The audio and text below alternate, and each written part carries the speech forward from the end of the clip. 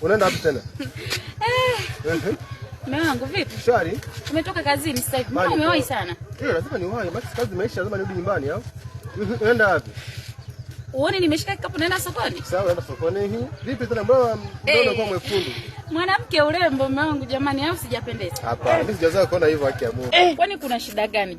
Mwaka mpya na mambo mapya upo. Hapana, hata kama lakini sasa sio hivi sasa. Unaenda wapi? Ina maana sokoni, ina maana mimi hapa sijapendeza. Au unioni nilipopendeza jamani mume wangu. Wewe ni mchoyo wa fadhila. Kosa kwani pako kupendeza hivyo? Mama yangu. Sasa mbona ukiwa nyumbani mbona upake hivyo? Sasa mume wangu unaondoka asubuhi unarudi usiku. Utaniona saa ngapi? Tena ndio nakushangaa sasa hivi umerudi mapema. Acha mambo yako. Sasa unasikia? Mimi hapana. Unataka kufanyaje? Mbona niache?